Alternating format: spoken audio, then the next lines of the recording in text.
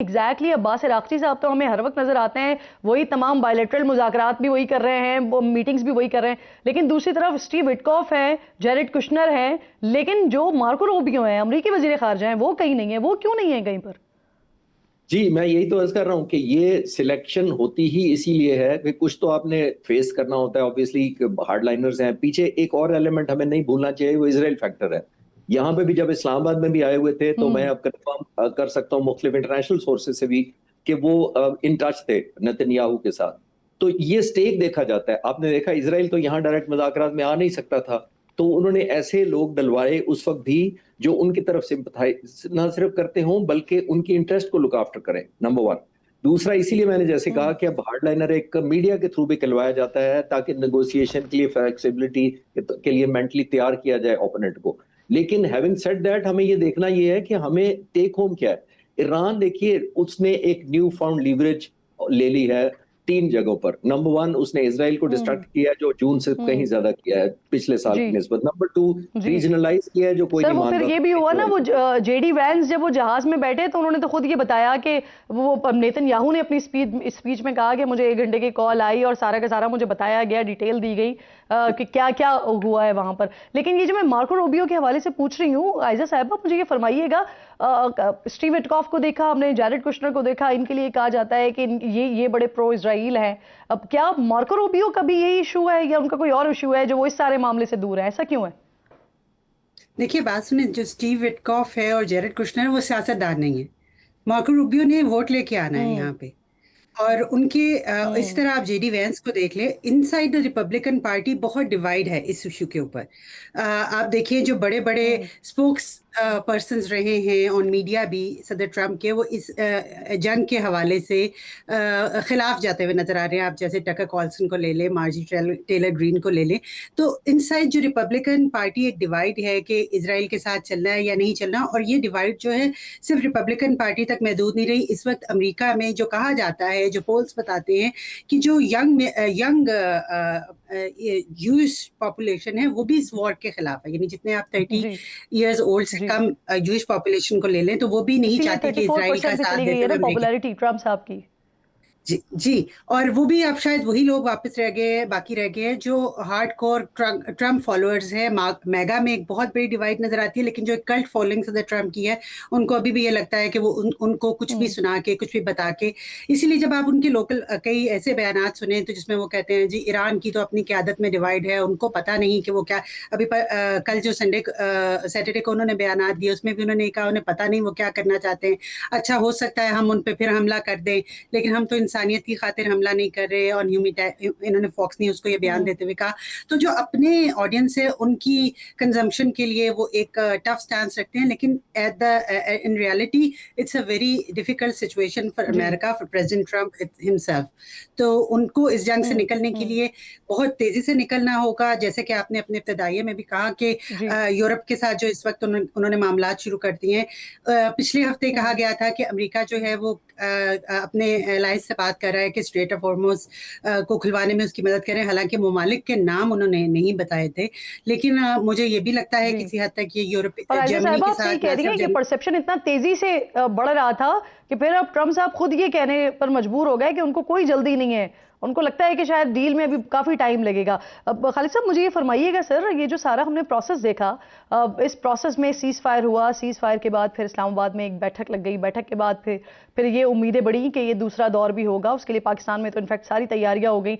लेकिन फिर जिस तरह के स्टेटमेंट्स आना शुरू हुए दोनों तरफ से, फिर एक स्टेलमेट वाला मंजर हमने देखा। फिर उसके बाद हमें पता चला कि डोनाल्ड ट्रंप ने खुद कह दिया कि अब जो बात होगी वो 16 घंटे हम उड़कर क्यों जाएं, फोन पर बात हो जाएगी। लेकिन अब जिस तरह का अभी पिछले 1-2 दिन में सिनेरियो बना है, उसे देखते हुए आपको लगता है कि एक बार फिर कोई मुज़ाकरात वाला सिलसिला हो सकता है, फेस टू फेस टेबल पर आकर बातचीत हो सकती है इस सारे मामले पर? देखिए मिस किरण, एक्चुअल तो देखना ये है कि 40 दिन के जंग के बाद इनकी अमेरिका की और ईरान की कैपेसिटी कितनी रह गई है। उस पर डिपेंडेंट होगा कि नेगोशिएशन की तरफ ज्यादा हम्म जाने की तरफ रुझान है या जंग की तरफ जाने का रुझान है। इसमें तो कोई शक नहीं कि बहुत ज्यादा जी डिस्ट्रक्शन ईरान की भी हुई है और मिलिट्री माइट अमेरिका का भी बहुत इफेक्ट हुआ है। देखिए, 45% करीब उनके जो प्रिसीजन गाइडेड मिशन है जिससे उन्होंने टारगेट करना होता है हमला, वो माइनस हो गया है। जिससे इंटरसेप्ट करना होता है वो तकरीबन 50% पैट्रियट माइनस हो गए हैं, जिससे प्रिसीशन लॉन्ग डिस्टेंस स्ट्राइक करनी होती है टोमाहॉक से वो 35% डिप्लीट हो गए हैं। जो इन्होंने 2000 पैट्रियट फायर किए पहले 8 दिन के अंदर, जिसको जेलेंस्की ने कहा था कि मैं 200 मांग रहा हूं, मुझे नहीं दिए गए 2 साल से, और इन्होंने 8 दिनों में 2000 चला दिए पैट्रियट। तो वो 2000 बनाने में कितना टाइम लगता होगा जब अमेरिका की फैक्ट्रियां सिर्फ 90 बनाती हो 1 साल के अंदर। तो इमेजिन करें, ये कैलकुलेटर कहता है कि 20 साल का काम है, चले डबल कर लेते हैं, ट्रिपल कर लेते हैं, फिर भी ईयर्स पीछे चले। अमेरिका को जो प्रेशर है प्रेसिडेंट ट्रंप को, एक और है जिसकी कम बात की जाती है, वो ये है कि देखिए अमेरिका ने जी खुद अटैक करके वॉर ऑफ चॉइस ओपन करके, जबकि इस पर कोई हमला नहीं किसी ने किया, उसके ऊपर अपनी इतनी डिप्लीशन की है कि अपने लिए एक नई विंडो वनरेबिलिटी खोल ली है।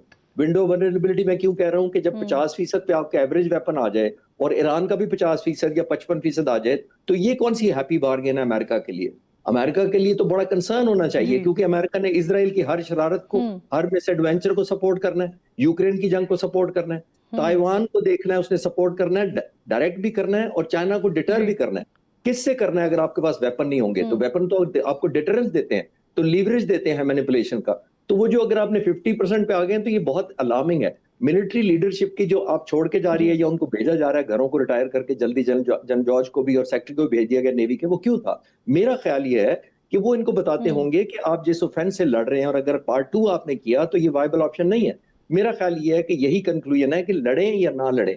मेरा ख्याल है सिर्फ फेस सेविंग चाह रहे हैं, लड़ने जी की अब ऑप्शन नहीं है, क्योंकि सिर्फ हाँ। देखिए वेपन्स बर्न आउट और नहीं होते। ये फेस सेविंग अब हालात वहां पर आ गए हैं खालिद साहब कि ये फेस सेविंग अब दोनों के लिए है, क्योंकि जब मुज़ाकरात हुए पहला दौर नाकाम हुआ, उसके बाद हमने देखा कि ईरान की तरफ से बड़ा सख्त मौकफ लिया गया। अब समहाउ हम कह सकते हैं कि वो उसूली मौकफ अपना ले रहे थे, लेकिन फिर उसके बाद हमने देखा कि वहां पर प्लेसमेंट भी चेंज हुई। अब्बास इराक्ची साहब आ गए, बाकर कालीबाफ जो लीड कर रहे थे फिर वो पीछे हो गए। फिर उसके बाद हमने देखा कि जो फ्रंट फुट डिप्लोमेसी हो रही थी वो बैकडोर डिप्लोमेसी में चेंज हो गई।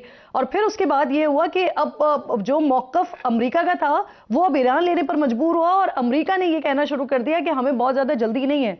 तो क्या आप यहां पर समझते हैं कि कहीं ना कहीं ईरान ने भी वो जो एक विंडो आई थी नेवल ब्लॉकेट से पहले, उसे मिस किया है? जी, इसमें देखिए ऐसी मुज़ाकरात में तो टाइमिंग ही बड़े इंपॉर्टेंट होते हैं, और मेरा ख्याल है ईरान नहीं तवक्को कर रहा था कि काउंटर ब्लॉकेड अमेरिका करेगा, नंबर 1। और हम्म काउंटर ब्लॉकेड अमेरिका को निस्बतन एक तरफ इकोनॉमिकल पड़ रहा है और एक तरफ महंगा पड़ रहा है। इकोनॉमिकल इसलिए पड़ रहा है कि वेपन्स फायर नहीं कर रहा, उसकी जो स्टॉक पाइल्स है वो बच रहा है। महंगा इसलिए पड़ रहा है कि ऑयल प्राइसेस कंटिन्यूसली अप जा रही हैं, क्योंकि एक क्योस है पूरी इंटरनेशनल मार्केट जी में भी कि क्या होगा।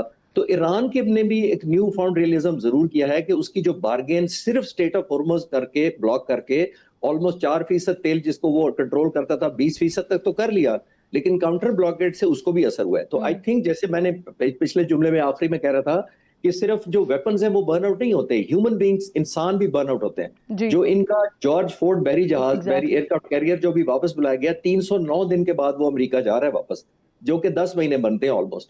तो 10 महीने जरा विजुलाइज बिल्कुल करें, ठीक। उनकी फैमिलीज हैं, उनका डिस्कनेक्ट है, तो एक इमोशनल एलिमेंट भी फौज के लड़ने में होता है कि आप लिमिट तक लोगों को स्ट्रेच कर सकते हैं, उसके बाद बर्निंग शुरू हो जाती है ह्यूमन बींग्स की भी। बिल्कुल बिल्कुल आपकी दुरुस्त बात है। आयजा साहबा ये फरमाइए कि डोनाल्ड ट्रंप का जो ये गैर संजीदा रवैया है उसमें वो सिर्फ अपने मुखालिफिन को नहीं बल्कि जो उनके इत्तेहादी हैं उनको भी बड़ा ऑफेंड करते रहे हैं। अब उन्होंने कल जो ऐलान किया फौजें वापस बुलवाने का, उस पर नेटो की तरफ से अब जवाब तलबी भी हो गई है। जो नेटो हुकाम है वो कह रहे हैं कि भाई आपने क्यों वापस बुलवाई है जर्मनी से फौजें। तो क्या लगता है आपको इसका मुस्तकबिल अब क्या होगा? ये नेटो इत्तेहाद रहेगा या ये सिर्फ नाम का रहेगा या रहेगा ही नहीं, क्या होगा? देखिए, नेटो के हवाले से जो पॉलिसी है सदर ट्रंप की, वो तो उनके इलेक्शन के ज़माने से ही इस दफ़ा बड़ी क्लियर थी कि वो बार बार इस चीज़ को लेके आते थे कि जो यूरोप को जो जितनी हम हमेशा सपोर्ट करते हैं, नेटो में सबसे ज़्यादा अमेरिका पैसे लगाता है, और बहुत से जो हल्के हैं वो इस बात के सपोर्टर भी हैं यहाँ पे कि हमेशा अमेरिका ने ज़्यादा खर्च किया नेटो पे, और मिलिटरीली भी अमेरिका की जो है इनपुट ज़्यादा रही है। लेकिन इसके साथ साथ अगर आप डीप एस्टेब्लिशमेंट को देखें यहाँ पे, तो नेटो का इत्तेहाद अमेरिका के लिए ज़रूरी भी बहुत है, क्योंकि अमेरिका के पास उस इलाके में प्रेजेंस की और कोई वजह नहीं। लेकिन सदर ट्रंप जो हैं वो बड़े मायूस हैं इन दिनों नेटो से, क्योंकि कोई भी एलाइज जो उनको उम्मीद थी कि जब हम इस जंग में कूदेंगे तो सब के सब मेरे साथ आ खड़े होंगे, और उन ममालिक ने फैसला किया कि वो इस सही सारे मामले से अलग रहे। तो शायद ये एक जी प्रेशर डालने की टैक्टिक हो सकती है। और मेरा ख्याल है इस चलें वक्त जिस तरह के उनको सामना है उनके लिए नेटो को इतनी अहमियत नहीं रखता कि वो उस पर इतने परेशान हो इस जमाने में। सही है। तो जो मैंने आपसे 3-4 सवाल किए उसमें फिर एक सवाल ये भी कि क्या फिर ऐसा भी हो सकता है कि नेटो हो लेकिन उसमें अमेरिका करना हो? तो ये भी बहुत सारे सवाल हैं जिसका आने वाले नहीं, वक्तों में जवाब लेकिन मिलेगा। बहुत शुक्रिया।